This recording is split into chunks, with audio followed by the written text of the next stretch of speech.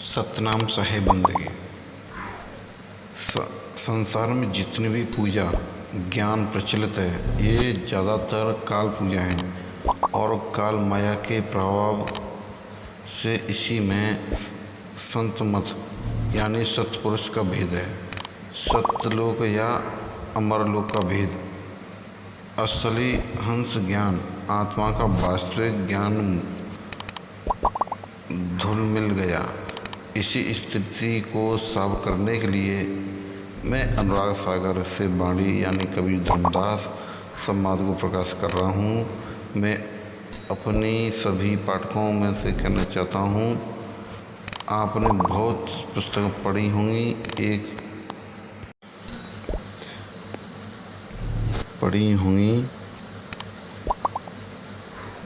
एक बार इसको पढ़ें, ये आपकी आँखों में आँखें खोल देगी।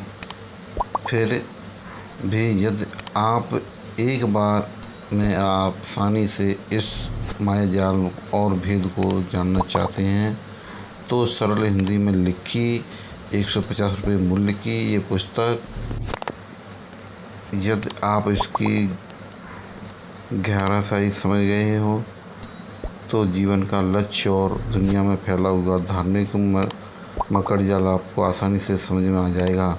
मेरी भाषा में आपको आपके दिमाग में भरा जन्म जन्म का धार्मिक कचरा साफ होकर सच्चे प्रभु से लग जाएगी, जो सबको आधार करता है। साहेब बंदगी साहेब। सुदर्शन नाम साहेब, कुलपति नाम साहेब, प्रमोद गुरु, केवल नाम साहेब, अमोल नाम, सुरत स्नेही नाम, हक नाम, पाक नाम, प्रकट नाम, धीरज नाम, उग्र नाम, दया नाम, ग्रंथ मुनि नाम साहेब, प्रकाश मुनि नाम साहेब, उदित मुनि नाम साहेब, मुकुंद मुनि नाम, अर्ध नाम, उदय नाम, ज्ञान नाम, हंसमणि नाम, सुकृत नाम, अग्रमणि नाम, रस नाम, गंगमणि नाम, पारस नाम, जागृत नाम, भंगमणि नाम, अकम नाम, कंठमणि नाम, संतोषमणि नाम, चारित्रिक नाम, आदि नाम, नेह नाम, अज नाम, महानाम, निज नाम, साहिब नाम, उदय नाम, करुणा नाम, ऊर्ध नाम, दीर्घ नाम, महामणि नाम। कबीर साहब के शिष्य धनी धर्मदास जन्म बहुत ही धनी व्यस्त परिवार में हुआ था। बाद में कबीर साहब की शरण में आकर उनसे परमात्मा ज्ञान लेकर धर्मदास ने अपना जीवन सार्थक और संपूर्ण किया। इस तरह से उन्हें धर्मदास जी की जगह धनी धर्मदास कहा जाता है। धर्मदास वैष्णव थे और ठाकुर जी की पूजा करते थे। अपनी मूर्ति पूजा के इसी क्रम में धर्मदास मथुरा आए, जहां उनकी भेंट कबीर साहब से हुई। धर्मदास दयालु व्यापारी और पवित्र जीवन जीने वाले इंसान थे। अत्यधिक धन संपत्ति के कारण भी अहंकार उन्हें छुआ तक नहीं था। अपने हाथों से स्वयं भोजन बनाते थे और पवित्रता के लिए लिहाज में जलपान लकड़ी को इस्तेमाल करने से पहले धोया करते थे। एक बार इसी समय जब वह मथुरा में भोजन तैयार कर रहे थे, उसी समय कबीर जी से उनकी भेंट हुई थी। देखा कि भोजन बनाने के लिए लकड़ियाँ चूल्हे में जल रही थीं, उनमें से ढेर सारी चींटियाँ निकलकर बाहर आ रही थीं। धर्मदास ने जल्दी से शेष लकड़ियों को बाहर निकालकर चींटियों को जलने से बचाया। उन्होंने बहुत दुख हुआ और वे अत्यंत व्याकुल उठे। लकड़ियों में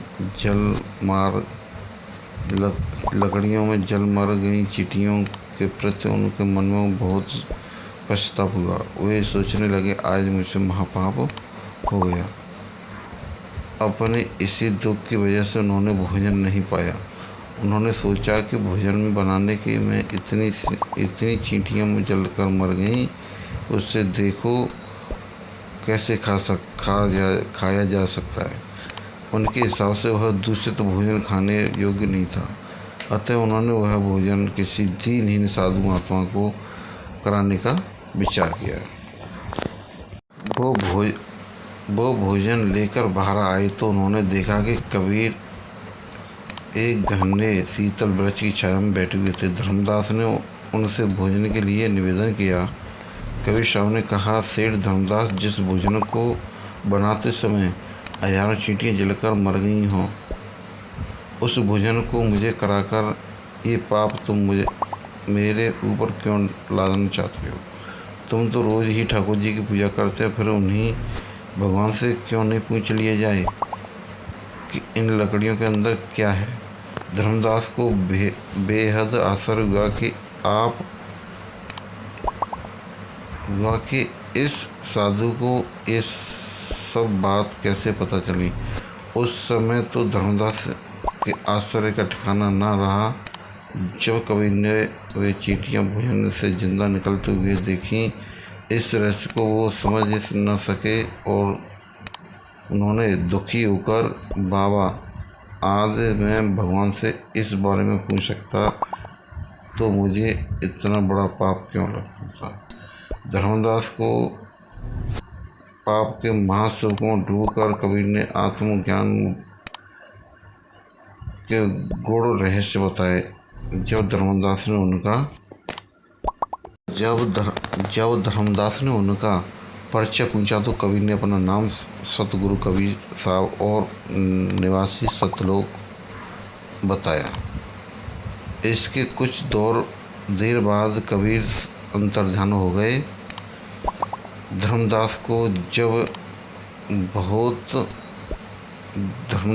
जब कबीर बहुत दिनों तक नहीं मिले तो वे व्याकुल होकर एक जगह उन्हें खोजते फिरे और उनकी स्थिति पागलों के समान हो गई थी।